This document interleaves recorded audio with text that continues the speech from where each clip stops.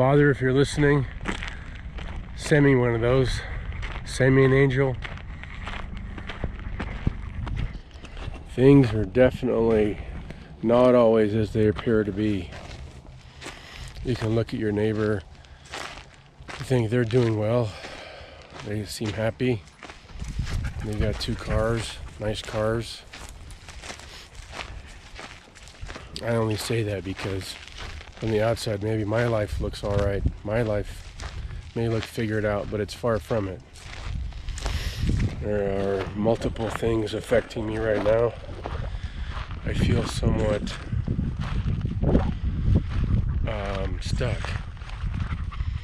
Recently I made an attempt to find another place to live. I even went so far as meeting the individual and setting up a space to live. But I've rethought that and I'm going to stay where I am. There's a lot to benefit from staying where I am. I mean, all the work in my yard, the home improvements I made. Sure, my bills are barely manageable at this time, and so that other place would have been a savings, but I would have really shrunk down my living space, and I thought I was ready for that sort of thing. But anyway, I will remain where I am. This may be one of the more challenging periods of my life, other than what occurred a couple of years ago.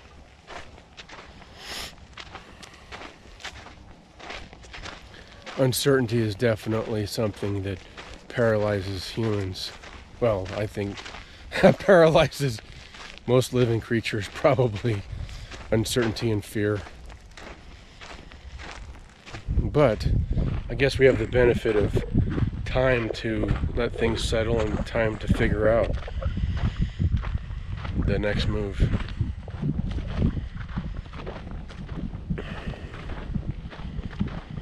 I sometimes wish that somebody would give me the answers.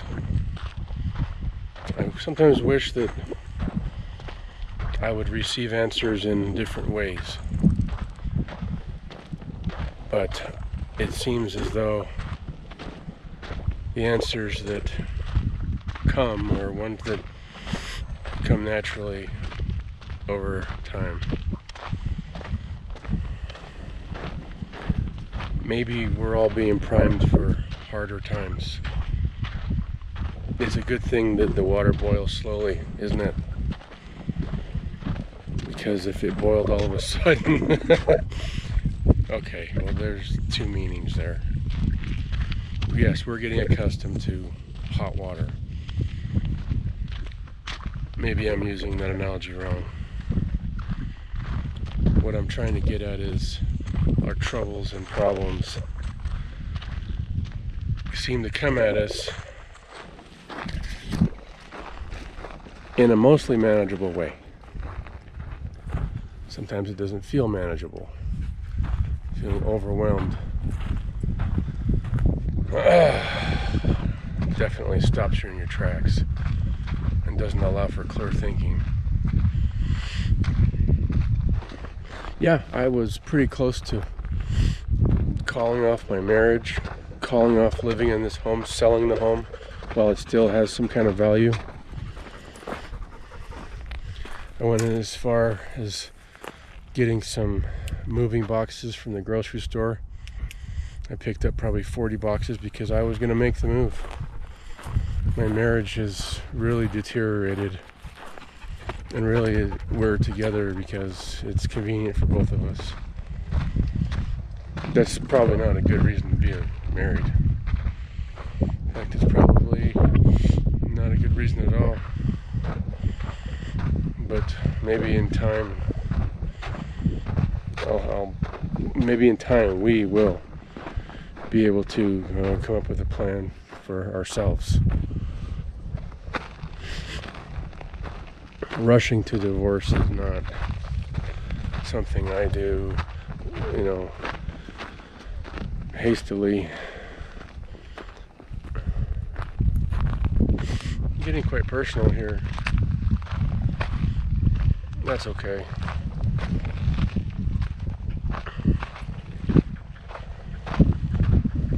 has picked up. That's a good thing. It really is. It really does feel good to know that the money problems are going to be alleviated for a time. I'm grateful for good family. I'm grateful for good brothers and sisters and a mother who support and love me and give me encouragement. I'm grateful for good friends, for the things they do. The random calls just to check in and chat. Those mean a lot. I'm grateful for my dog Saya. I'm grateful for connections, whether they be business connections, whether they be partnership connections, friend connections, all the above. I'm grateful for a sense of togetherness.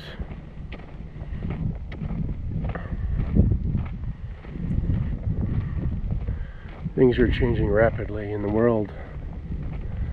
The pace is not slowing down, it's only getting faster. The strange, bizarre events that happen that we adapt to so quickly. I wonder why we're so adaptable. Why should we become comfortable with the idea that things are becoming so strange? The level of law-abiding activity is diminishing. I ran across an article recently where in LA, I think, or San Francisco, one store, I don't know if it was a Macy's or I don't recall, they were arresting up to 30 people a day for shoplifting. Look, I don't even have the energy to outline all of the changes happening around us and in our own lives. Back to the idea of uncertainty. The thing about uncertainty is like being stuck in a dark room with no light, and maybe going as far as not even knowing what space you're in. The paralyzing nature of that environment. The amount of misinformation, disinformation, lack of information, questioning what's true when the media, well, I don't even really follow the media, the big media, the Fox networks, the CNN, etc. But the propaganda out there is still pushed, and a lot of people buy it still, leading to personal uncertainty about the well-being and the state of minds of my fellow Americans. I know that a lot of people around here in my area, and people that I run into in general, can't help but see the reality for what it is. Can't help but recognize things are very wrong.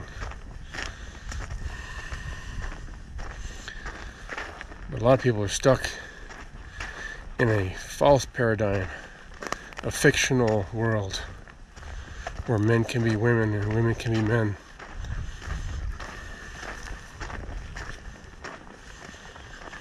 It's insanity. That's the definition of insanity. What else is the definition of insanity? The normalized insanity that the hordes adapt to. It's pretty concerning to me that so many can be convinced of false ideas.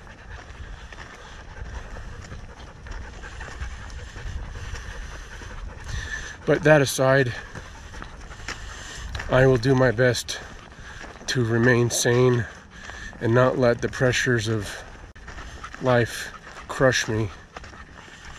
I've lived through hardship. I know that there's an out eventually.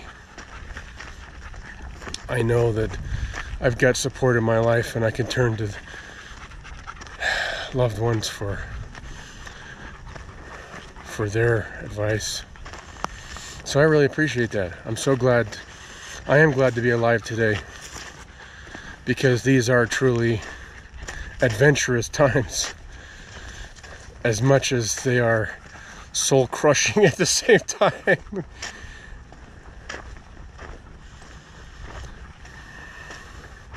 There's more and more, this is my perception, my view on what's happening. I think there's an enormous spiritual awakening, if you will. Is that the right term? Where there's more and more a clear divide between those who've chosen the side of right and those who are leaning towards the side of darkness. There's more use of the word Jesus and spirituality and darkness. There's a lot more language in the world as far as my perception goes. I think the darkness is shrouding the world so much that, and there's a lot of good, I know that, but the forces of darkness are so obvious now and evident that they're not hiding their goals. How can they at some point? It's kind of like they have a desire to burn it all down, and we're seeing the burning happening. They're talking about more burning. When I say burning, I mean destruction.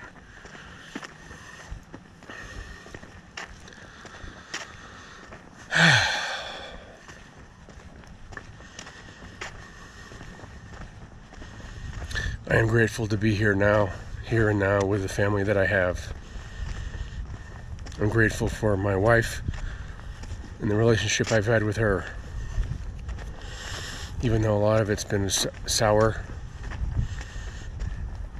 I'm grateful for her contribution to my life and the things I've learned from my relationship with her. I do, however, look forward to a more stable future and a more, well, stable is the right word. Stability. Stability and love and laughter and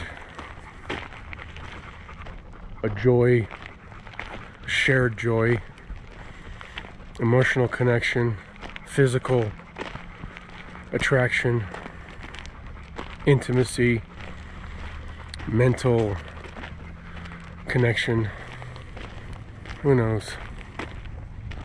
Maybe she's out there now. Maybe she's even watching me.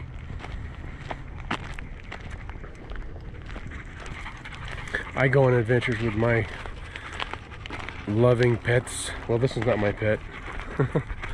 He acts like it. Walks, mostly. That's what we do, is we walk out here. Walking and thinking really helps my head, and the exercise doesn't hurt either. Anyway, I'm rambling at this point. There's a song called "Send Me an Angel." It was highlighted in a movie called Rad from 1985, I think. 83, 85. I watched it with my girls recently, but it's a really great song. "Send Me an Angel" by a group called Real Life, I think. Sounds like a German, they might be a German band. Great song though. That's one of my favorites right now. Keep replaying it. But that's what I crave in my world right now, is an angel. Not an angel of darkness, but an angel of light.